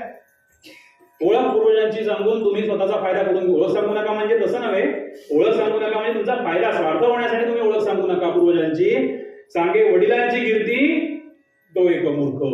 मूर्ख लक्षण सांगितलेत ना बरीच. सांगे वडिलांची कीर्ती तो एक मूर्ख. कीर्ती सुद्धा सांगायची नाहीये. मा गृधा कस्यस्वी धनम. आपलं कर्तृत्व करावं, वाटण्यासाठी कमवायचंय, याचा समाजात खूप फरक पडतो. आपल्याला मिळवायचंय, वाटायचंय आणि दुसऱ्याचा ओरबाडून घ्यायचं नाहीये. दुसऱ्याविषयी दुसऱ्याच्या धनाची इच्छा ठेवायची नाहीये. हा सगळा विचार आपल्याला उपनिषद देतात. ही वृत्ती नुसतं स्वभाव असून उपयोग नाही. या वृत्तीने जगायला आपल्याला उपनिषद शिकवतात. याच्या पुढे दुसरा एक श्लोक, पहिला श्लोक झालाय, दुसऱ्या श्लोकामध्ये येतं कुर्वन्नेह कर्माणि जिजीवेशतः समाहा एवं त्वयि नान्यथेतोऽस्ति न कर्म लिप्यते नरे. मागचे सगळे अक्षर राहू दे, शेवटची 3 अक्षर महत्वाची आहेत. न कर्म लिप्यते नरे. कर्माचा लेप लागत नाही. कधी? जर तुम्ही अशा वृत्तीने वागाल तर. कोणत्या वृत्तीने? चराचरात भगवंत भरलेला आहे, तेन त्यक्तेन भुंजिता आणि मा गृधा कस्यस्वी धनम. चराचरात भगवंत भरलेला आहे, त्याच्यानंतर त्यागपूर्वक उपभोग घ्या आणि दुसऱ्याचं काही ओरबाडून घेऊ नका, दुसऱ्याच्या धनाची इच्छा ठेवू नका. असं जर तुम्ही वागलात तर न कर्म लिप्यते नरे. आपल्याला कर्माचा लेप लागत नाही. आता कर्माच्या लेपाविषयी आपण मागे पण बोललोय, एकदा फक्त सांगतो. धाव पावर रे गोविंदा. व्यंकटेश स्तोत्रातला आपण श्लोक घेतला होता. हाती घेऊन गदा करी माशा कर्माचा चेंदा श्रीहरी. भगवंतापर्यंत जाण्यासाठी आपल्याला पाप जशी जाळावी लागतात तशी पुण्य पण जाळावी लागतात, असा विषय तो होता. आणि या पाप पुण्याचा म्हणजेच कर्माचा, त्यात स्पेसिफिक केलेलं नाहीये पाप जाळ की कर्म पुण्य जाळ, सगळीच कर्म जाळ त्या गदेनी, दत्त महाराजांच्या हातात जी गदा आहे त्याच्याकडे आपल्याला या दृष्टीने बघायचंय की ती गदा घेऊन ये आणि आमच्या कर्माचा तू चेंदा कर, कर्मच काढून टाक, कर्मच नकोय आम्हाला, शून्य होऊन जायचंय आपल्याला, कर्म पाप पुण्य पण नकोय आणि पाप पण नकोय. मग इथे आपल्याला उपनिषद असं सांगतात की कर्माचा लेपच लागत नाही तुम्हाला अशा प्रकारे जर वागलात तर. मग आपल्याला ह्या गोष्टी आणखी किती ठिकाणी बघायला मिळाल्या. कर्माचा लेप लागू नाहीये आपण रोज म्हणतो, लक्षात आणून द्यायला लागतं ना की आपण रोज काय काय म्हणतोय तरी आपण तसं वागत नाही. राम रामेति रामेति, रामरक्षेतला एक श्लोक आहे, नरो न लिप्यते पापे मुक्ती मुक्ती शविंदती, नरो न लिप्यते पापे, लेपच लागणार, नरो न लिप्यते पापे, पापाचा लेप जर लागायचा नसेल तर राम नाम घ्या, आहे ना, आपण रोज म्हणतो. आणखीन भगवद्गीता आपल्याला याच्यात तेच परत सांगते की लेप लागायचा नसेल तर काय करायचं, कर्माचा लेप लागू नये म्हणून काय आहे, लिप्यते नस पापेन पद्मपत्र विमांबसा, कमळाचं पान जसं पाण्यामध्ये असतं, कमळ चिखलात असतं, त्याला जसा त्याचा लेप लागत नाही, ते कसं वेगळं राहतं त्या चिखलापेक्षा, त्या सगळ्या पाण्यापासून जसं वेगळं राहतं, तसं जर तुम्हाला वेगळं राहायचं असेल तर अशी कर्म करत जगा, असं आपल्याला आचार्य सांगतात. या श्लोकामध्ये शंकर भाष्य हे सगळं, हा जो सगळा अभ्यास आहे हा जगद्गुरु शंकराचार्य आचार्य आदि शंकराचार्य नसते तर आपल्याला ह्यातलं काहीही कळलं नसतं. त्यांनी आपल्याला जो विस्तार करून हा सगळा सांगितलाय. आचार्य सांगतात की हे अशा प्रकारे जगायचं असेल, कर्माची लेप जर का लागायचं नसेल तर अशा प्रकारे कर्म करा. कोणती कर्म करा, हे मागचं तर कराच, पण अग्नीची उपासना करा. आचार्य सांगतात अग्नीची उपासना करा. अग्नी काय देतोय आपल्याला, तेजस्विता. अग्नी आपल्याला तेज देते, देण्याचं सामर्थ्य देतोय. आपल्याला कुठलीही गोष्ट जर मागायची असेल तर आपण अग्नीकडे मागतो नेहमी. आपण यज्ञ कर्म तुम्ही जर सगळे बघितलं असाल तर आपण अग्नीकडे मागायचंय. श्री सूक्तामध्ये सुद्धा ज्या ऋचा सांगितलेल्या आहे, ताम आवह अग्नी, हे अग्नी तू माझ्यासाठी लक्ष्मी आण. का लक्ष्मी आपण विष्णूकडे नाही का मागू शकत, विष्णूकडेच लक्ष्मी आहे ना, पायाशी बसलेली आहे. पण ऋषी मुनी सगळे, आपण सगळे श्री सूक्तामध्ये आपण अग्नीला सांगतो की हे अग्नी तू आमच्यासाठी लक्ष्मी घेऊन ये, हे अग्नी तू आम्हाला आरोग्य दे, हे अग्नी तू आम्हाला तेज दे. अशा प्रकारे अग्निहोत्रादी कर्म करा आणि जगण्याची इच्छा करा, असं आपल्याला आचार्य सांगतात.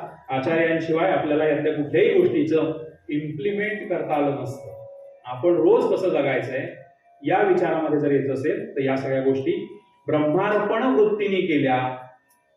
सगळं झाल्यावरती आपण नेहमी म्हणायचंय तत्सत ब्रह्मार्पण असतो, ब्रह्मार्पण वृत्तीने ह्या सगळ्या गोष्टी केल्या तरच आपण त्या कमळाच्या पानासारखं पद्मपत्र विमांबसा अशा प्रकारे वेगळे राहू शकतो.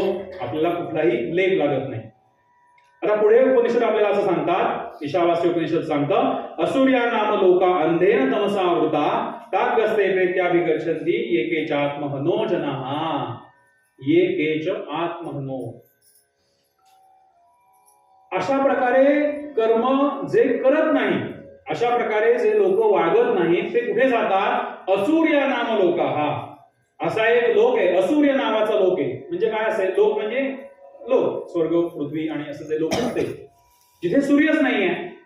सूर्य नाहीये म्हणजे उजेड नाहीये, उजेड नाहीये म्हणजे अन्न नाहीये, म्हणजे काहीच नाहीये ना. अशा लोकांमध्ये हे सगळे जण जातात. कोण, जे या सगळ्या प्रकारांनी वागत नाहीत ते. अशा लोकांना चक्क कडक शब्द वापरलाय, आत्मघातकी. ये के चात्महनो जनाः, आत्मघातकी लोक आहेत ते सगळे, असं स्पष्ट म्हटलेलं आहे. जे कर्म करणार नाहीत ते आपल्याच आत्म्याचं हनन करणारे लोक आहेत आणि ते असुर या नावामध्ये, या लोकांमध्ये ते जातील. म्हणजे आपण काय समजून घ्यायचंय की यांचं अस्तित्वच आपण मोजू नये. अस्तित्व नाहीच त्यांना. असुर या नाम लोकात जातील म्हणजे काय, अस्तित्वच नाही ना. सूर्यच नाही म्हटल्यावरती अस्तित्वच नाही. अशा प्रकारे जे वागणार नाही त्या लोकांना अस्तित्वच नाही आणि ते स्वतःचाच आत्मघात करून घेत आहेत, स्वतःचा घात करून घेत आहेत, असं आपल्याला आचार्य इथे सांगतात. आणि असं जर व्हायचं नसेल, असुर या नावाच्या लोकात जायचं नसेल, आत्मघातकी आपल्याला कोणी म्हणू नये असं जर वाटत असेल तर आपल्या वृत्ती समजून, आपल्या वृत्ती ज्ञानोन्मुख केल्या पाहिजे. आत्मतत्व समजून घेतलं पाहिजे. आपली दृष्टी ज्ञानाकडे वळवली पाहिजे. म्हणजे कुठे वळवली पाहिजे, ग्रंथांकडे वळवली पाहिजे. समजून घेतलं पाहिजे, आपले विचार प्रकल्प केले पाहिजेत, आपल्याला ज्ञान संपादन करायला पाहिजे. उपनिषदांचं नाव ब्रीद वाक्य आहे. आपल्याला ब्रीद वाक्य माहिती की नाही? उपनिषदांचं ब्रीद वाक्य आहे समजून घ्या. जवळ बसा आणि समजून घ्या. उपनिषद समजून घ्या, प्रत्येक गोष्ट तुम्ही समजून घ्या. बुद्धीचा अंतर्भाव केलाय प्रत्येक ठिकाणी. प्रत्येक ठिकाणी बुद्धीला धार लावायची, विचार करायचा आहे, प्रचंड विचार करायला आपल्याला उपनिषद आणि आपलं हे सगळं तत्वज्ञान आहे हे आपल्याला शिकवतात. वेदांताचा अभ्यास म्हणजे काय आहे? बुद्धीला सशक्त करण्याचा प्रयत्न आहे. बुद्धीला सशक्त करायचं आहे विचार करून, तरच आपल्याला हा सगळा उपनिषदांचा आणि वेदांताचा अभ्यास केल्यामुळे आपल्याला सामर्थ्य वाढवायचंय. ज्ञान परंपरा टिकवण्याचं संवर्धन आणि संरक्षण आणि संवर्धन करायचंय असं आपल्याला वेदांत सांगताय. सध्या आपण विचार केला तर काय होतं की एखादी गोष्टीचा विचार आपण करत नाही. आपण थिंकिंग आणि सर्चिंग अशा ह्या टर्म मला सांगायच्या की आपल्याला काही आता हवंय तर आपण पटकन सर्च करतो. थिंक अँड टेल, विचार करा आणि सांगा, ह्या गोष्टी आपल्याकडे कमी झाल्या. विचार करा आणि सांगा हे नाहीये. आता काय झालंय? शोधा आणि सांगा. सर्च करा, इंटरनेटवर सर्च करा, आणखी कुठे कुठे सर्च करा, पटकन पुस्तकं सुद्धा सर्च करायला लागतात, ग्रंथ. हा, त्यामुळे हा सध्याचा काळ ब्लाइंडली फॉलो करण्याचा आहे. झालाय म्हणजे झालाय. ब्लाइंडली आंधळेपणाने आपण फक्त त्याच्या मागे धावतोय, त्याचा विचार करत नाही होत. एखादा व्यक्ती एखाद्या उपासना पद्धती पंथामध्ये गेला, तो त्याचे अनुभव सांगितला की दुसरा पण त्याच्या मागे गेला. अरे पण ते त्याला त्याच्या बुद्धीला पडलं, त्याला त्याचा अनुभव आला, अनुभूती आली म्हणून तो गेला. तुला ती अनुभूती आल्याशिवाय तू जाऊ नकोस. काहीतरी अभ्यास करशील का नाही? तुला त्या पंथाला जा. सगळे शेवटी एकच आहेत. आपण शेवटी तिथेच येणार आहोत. सगळे देव, सगळं सगुण निर्गुण, सगळं उद्याच्या दिवसात आहे, सगळं तेच आहे. पण तो गेला म्हणून तू जाऊ नकोस ना. ब्लाइंडली फॉलो करू नका कुठली गोष्ट. त्याचा विचार करा, ज्ञानोन्मुख व्हा. आपली बुद्धी वापरून आपण हे सगळं करावं. इथे आपल्याला ही उपनिषद आणून सोडतात. आता ज्ञान संवर्धन करायचं म्हणजे काय करायचं? ग्रंथ वाचायचे, पुस्तकं वाटायची. राहत नाहीये. कालच एका ठिकाणी ऐकलंय म्हणून सांगतो फक्त.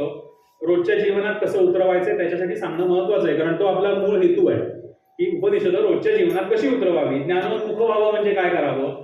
ग्रंथ वाचावेत. वाचावेत म्हणजे काय करावं? ग्रंथ वाटले पण पाहिजेत, कारण वाटण्यात आनंद आहे. आत्ताच आपण बघितलंय. मग आता परवाच्या दिवशी मकर संक्रांतीला भरपूर जणांकडे हळदी कुंकू होतील की नाही? मग नका ना ते प्लास्टिकचे टोपले वाटू, नाही उपयोग त्याचा. नका ना ते छोटे छोटे करंडे, एकाच विड्याच्या प्लास्टिकच्या पानावर एक हळद एक कुंकू असलेले करंडे वाटू. आहे का खरंच त्याची? कंगवे, टोपले प्लास्टिकच्या इतक्या छोट्या डिश की आमच्या मांजराला पण पुरू नयेत खायला. नाही ना, उपयोग नाहीये ना त्या गोष्टीचा. अहो पुस्तकं वाटा की ग्रंथ वाटा. वाटण्यात आनंद आहे की नाही? हळदी कुंकू झालीच पाहिजे, भरपूर हळदी कुंकू झाली पाहिजे. पण तुम्ही 200 सुवासिनींना बोलवण्यापेक्षा तुम्हाला जेवढी पुस्तकं वाटायला जमतील तेवढ्याच सुवासिनींना बोलवा. करा की ज्ञानोन्मुख समाजाला. नाहीतर तुम्ही 200 काय 500 स्त्रियांना बोलवा, सुवासिनींना बोलवा, मला बोलवा, मी येतो ज्ञानोन्मुख करण्यासाठी. वाटूया की ज्ञान वाटूया ना. का ते प्लास्टिकच्या गोष्टी किंवा पाव किलो साखर वाटून पुण्य आपल्याला मिळणार आहे, दानाचं पुण्य आपल्याला मिळेल. पण त्याच्यामुळे तो ज्ञानोन्मुख होणार आहे का? संरक्षण संवर्धन होणार आहे का? परंपरा ह्या टिकल्याच पाहिजे. पण त्या परंपरा टिकण्यासाठी वाटण्यात आनंद आहे की नाही? मग तो वाटायचा आहे. आपण आनंद पण घ्यायचा आहे, पण ज्ञानोन्मुख होण्यासाठी आनंद करा. पुस्तकं वाटा, ग्रंथ वाटा. अगदी 5-10 रुपयाला मनाच्या श्लोकांची पुस्तकं वाटा. म्हणू देत की नको रे मना द्रव्य दे पोडिलांचे, इथेच येतील. ईशावास्योपनिषदातच येतील. ते ईशावास्योपनिषद दत्त महात्म्यातच आहे. सगळे इथेच येतील. कुठूनही काही फिरलं ना तरी ते तिथेच येणार आहे.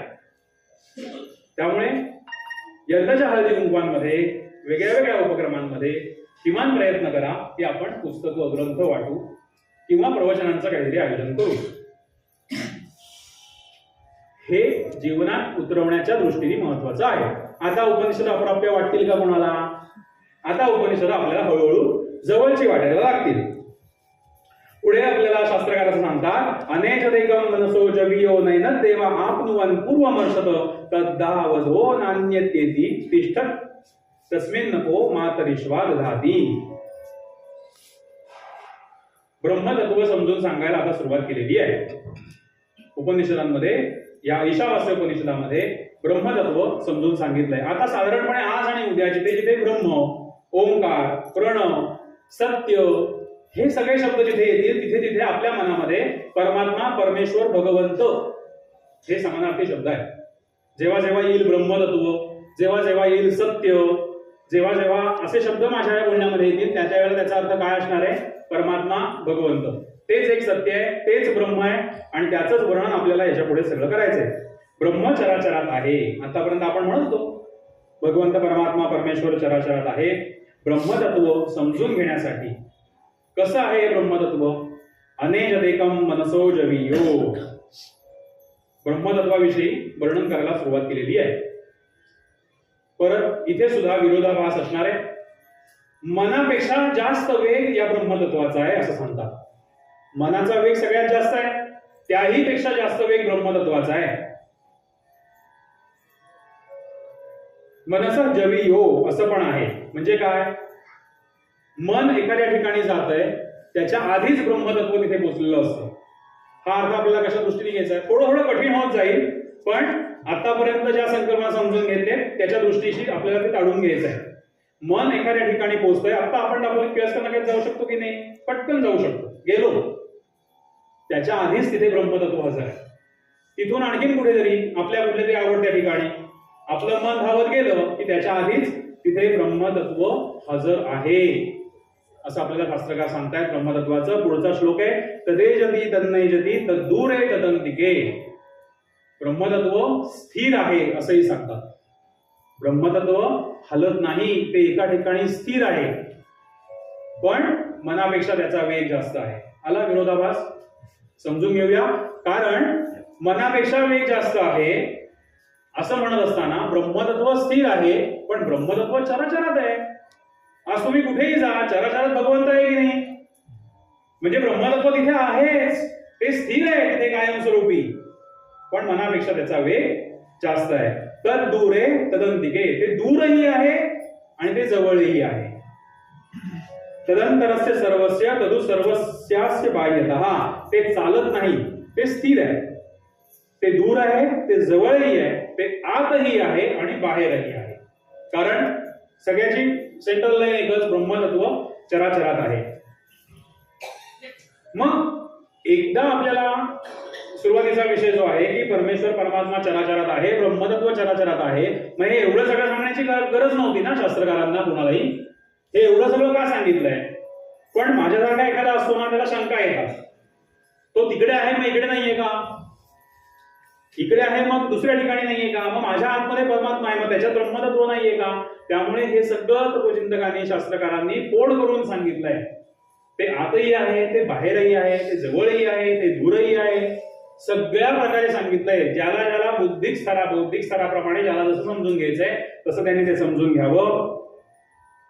आणि सगळ्यात महत्वाची गोष्ट इथे आहे, आणखीन एक सांगायची गोष्ट की ब्रह्मतत्व ही एक इतकं मोठी गोष्ट आहे ना, ती समजून कशी घ्यावी. उदाहरण द्यायचं झालं तर ऑटोमोबाईल इंजिनिअरिंगचा विषय जर का आपण केला, गाडी कशी बनवतात एकदम समजून घेतलं तर शक्य आहे का हो? गाडी कशी बनवतात? नाहीये शक्य ना. मग त्याचे छोटे छोटे पार्ट करायचे. इंजिनचा भाग कसा बनतो तो समजून घ्या, दुसऱ्या गाडीचा भाग कसा बनतो समजून घ्या. असे जर आपण त्या अख्ख्या गाडीचे छोटे छोटे 10 पार्ट केले, 15-20 पार्ट केले आणि एक एक पार्ट आपण समजून घेतला तर आपल्याला समजेल की नाही. तीच भावना इथे शास्त्रकारांची आहे की ब्रह्मतत्व समजून सांगण्यासाठी तुम्हाला त्याचे छोटे छोटे छोटे भाग करून सांगितलंय आणि मग या सगळ्या भागांना तुम्हाला एकत्रितपणे बघायचंय. त्यावेळेला आपण ब्रह्मतत्व समजून घेऊ शकतो, परमात्मा परमेश्वर समजून घेऊ शकतो. व्याप्तो नारायण स्थितः, पुन्हा तेच ते सांगतायत. जोपर्यंत आपण सगळीकडे नारायण भरलेला आहे, सगळीकडे ब्रह्मतत्व भरलेलं आहे, पण आपण जोपर्यंत आपल्या हृदयावर हात ठेवून ती स्पंदनं जाणवत नाहीत आपल्याला, तोपर्यंत आपल्याला त्याची जाणीव होत नाही. आपण विचार करत नाही त्याचा की हे हृदय कोणामुळे धडधडत आहे. ब्रह्मतत्व आतमध्ये आहे त्याच्यामुळे ते धडधडत आहे. हे सगळं चालवत आहे कोण? छोट्या छोट्या गोष्टीतून भगवंत जाणून घेण्याचा प्रयत्न आहे. म्हणून शास्त्रकार सांगतात की ब्रह्मतत्व आतही आहे, बाहेरही आहे, तर दूरे तदंतिके, जवळही आहे आणि ते लांबही आहे. ही सगळी वृत्ती आपली एकदा स्थिर झाली, हे सगळे विचार आपल्या बुद्धीमध्ये स्थिर झाले की पुढे शास्त्रकार आपल्याला सांगतात न विजुगुप्सते. पुढचा श्लोक आहे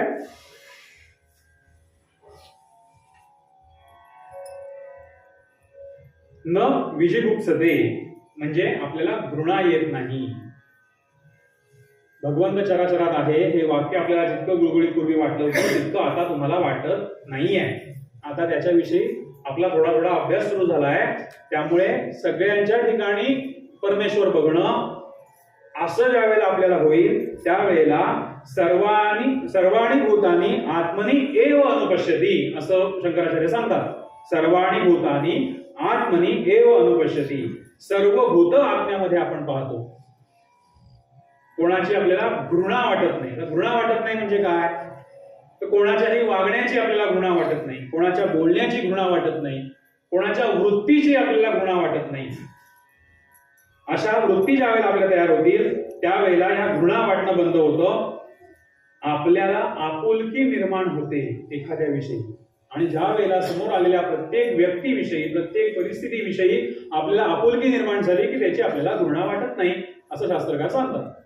बाळाच्या आईला बाळाच्या शिशूची काही घृणा वाटत नाही का, आपुलकी आहे, माझं आहे ते बाळ, बरोबर. ही घृणा वाटू नये यासाठी या वृत्ती आपल्याला तयार करायच्या आहेत. व्यक्तीविषयीच नव्हे, समाजाविषयी, समाजातल्या प्रत्येक घटकाची घृणा आपल्याला वाटू नये. भगवंत माझ्यातही आहे तसाच भगवंत समोरच्यात सुद्धा आहे. या वृत्ती आपल्याला स्थिर करायचे. प्रत्येक परिस्थितीत आपल्याला हा भगवंत पाहण्याची वृत्ती आपल्याला निर्माण करायची. नातं निर्माण झालं पाहिजे प्रत्येकाला. माझ्यात भगवंत आहे, समोरच्याच्यात पण भगवंत आहे, हे नातं ज्या वेळेला निर्माण होईल त्यावेळेला या घृणा वाटणं बंद होईल. एक उदाहरण सोपं, आपुलकी. कशी आपुलकी आहे बरेच लोक सांगतात, तुम्ही अनेक वेळा ऐकलेलं आहे. एका ओळीत सांगतो. माझ्या मुलीला लग्न झाल्यानंतर आमचा जावई मुलीला कामात मदत करतो, उदाहरण समजलं असेल तुम्हाला. आणि माझ्या सुनेला माझा मुलगा कामात मदत करतो. आपुलकी कुठे आहे आणि घृणा कुठे आहे? एवढं उदाहरण पुरेच आहे आपल्याला. माझा मुलगा सुनेला मदत करतो, ही आपुलकी जास्त आहे का माझ्या मुलीला जावई एक नंबर सगळं कामात मदत करतात, किती छान चाललंय तिचं? एवढं उदाहरण पुरेच आहे. आपुलकी जिथे आहे ना तिथे घृणा वाटत नाही.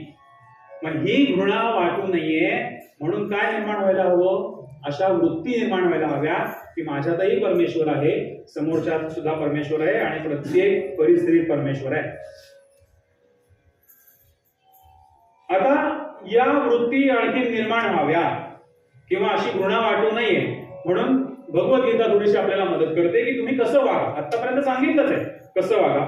एक भगवद्गीता सुद्धा आपल्याला मदत करते. सर्वभूतस्य आत्मानं सर्वभूतानि चात्मनि ईक्षते योगयुक्तानां सर्वत्र समदर्शनः. शेवटचे दोन शब्द पुन्हा महत्वाचे. भगवद्गीता काय सांगते? सर्वत्र समदर्शनः कौसल्येवो दृशः पातु. रोज म्हणतो आपण, का कौसल्याचीच दृष्टी का आम्हाला द्यावी? कौसल्याची दृष्टी, कौसल्येवो दृशः पातु. कौसल्याच्या नामानी, कोणत्या नामानी आपलं कुठलं रक्षण करायचंय रामरक्षेत सांगितलंय, भरपूर अवयव सांगितले. मग कौसल्याच्या नामानी दृष्टीच का? कौसल्याच्या नामाने का नाही आमचे भाऊ चांगले करायचे? कौसल्याच्या नामाने आमची दृष्टी संरक्षित करायची किंवा कृपा करायची का? कारण कौसल्याची दृष्टी ही सर्वत्र समदर्शना होती.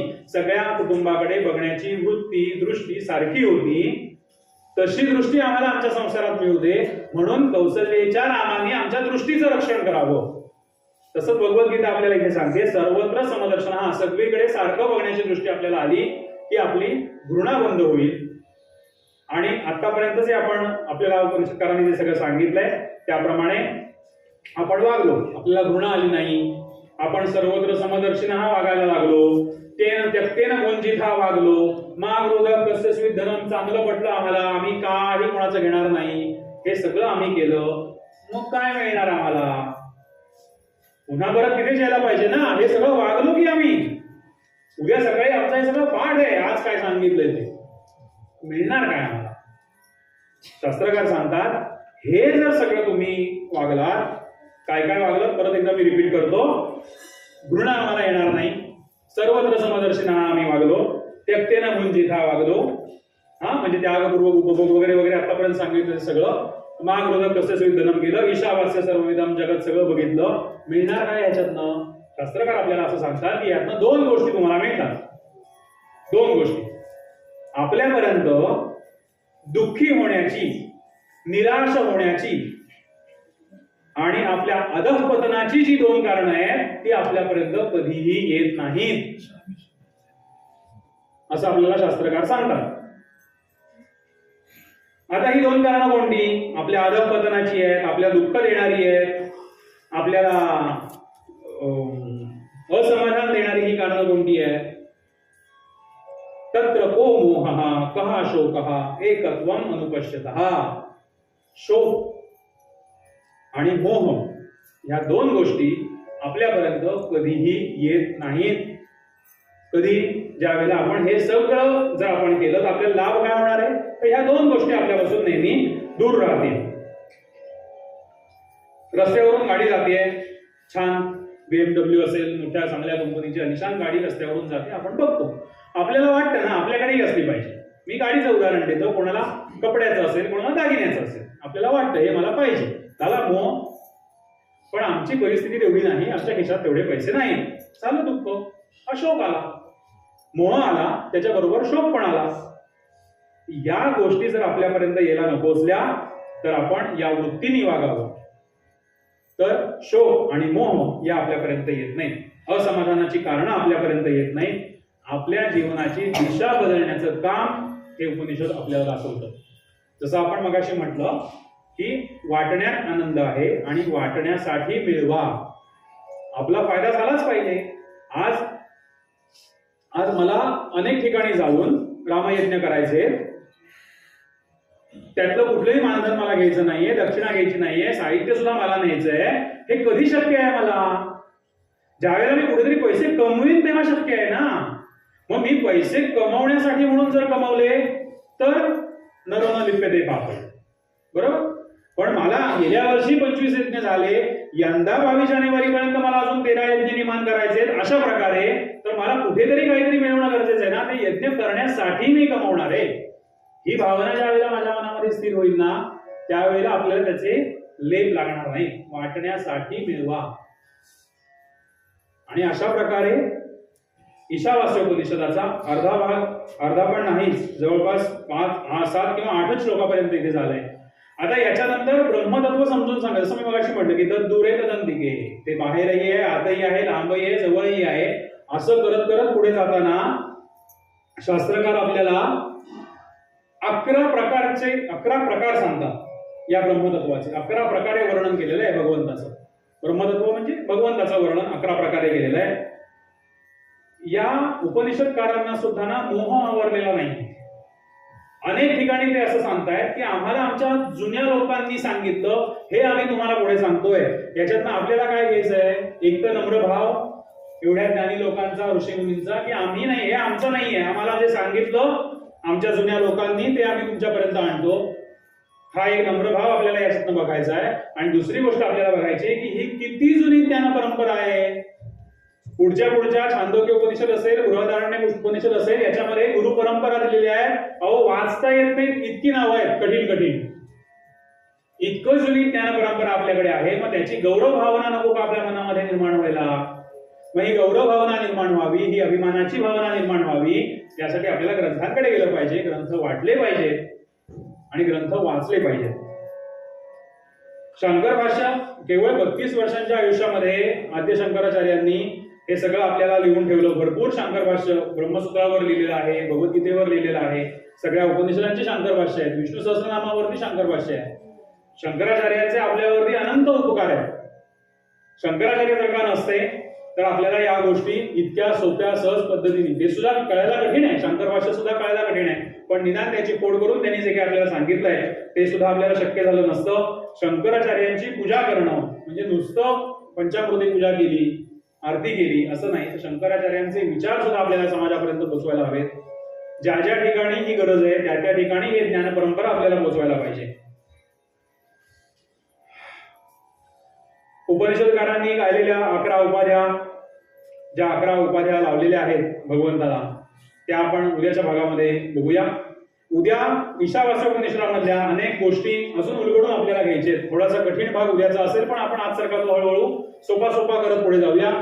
उद्या काय काय बघायचंय एवढं फक्त मी आता सांगून ठेवतो. की उद्याच्या दिवसामध्ये 11 वर्ण 11 प्रकारची जी केलेली आहेत ती, त्याच्यानंतर विद्या अविद्या, कर्म अकर्म, संभूती असंभूती, म्हणजेच त्याच्यातनं येणारं द्वैत अद्वैत, त्यातनंच पुढे येणारं सगुण निर्गुण, या सगळ्या उपाध्या आपल्याला उद्याच्या दिवसामध्ये उद्या सकाळी 10:30 वाजता 10:30 ते 12:30 या वेळामध्ये उद्या आपल्याला या सगळ्या गोष्टी बघायच्या आहेत. आणि त्याच्यातनं उपनिषदकारांनी आपल्याला कुठे आणून सोडलंय आणि आपल्यासाठी उपनिषदकार काय प्रार्थना करतायत हे सुद्धा उद्या आपल्याला यामध्ये बघायचे आहे. ईशावास्यमिदं सर्वं यत्किंचित् जगत्यां जगत इथून सुरू झालेलं आता आपण तद्वंतिके तद्दूरे तद्वंतिकेपर्यंत येऊन ब्रह्मतत्वाविषयी आणि आता या सगळ्या संकल्पना स्पष्ट करण्याचा आणि त्या आपल्या जीवनामध्ये रोजच्या जीवनामध्ये कशा प्रकारे उतरवू शकू याची आपण आज चर्चा केली. जेवढं काही मला अभ्यास करणं शक्य आहे तेवढं आम्ही तुमच्यापर्यंत आणून सोडण्याचा प्रयत्न केलाय. आजच्यासाठी इथे थांबूया. उद्या आपण मी म्हटलं त्याप्रमाणे विद्या अविद्या, संभूती असंभूती, द्वैत अद्वैत, निर्गुण सगुण या सगळ्या विषयीची चर्चा आपण उद्या करू. यदक्षरं पदभ्रष्टं मात्राहीनं च यद्भवेत् तत्सर्वं क्षम्यतां देव प्रसीद परमेश्वर. गुरुर्ब्रह्मा गुरुर्विष्णू गुरुर्देवो महेश्वरा गुरुदेव परं तत्त्व तस्मात् गुरुमुखाश्रयेत्. श्रोता वक्ता श्री दत्तात्रेय अवधूत महाराज की जय. अवधूत चिंतन श्री गुरुदेव.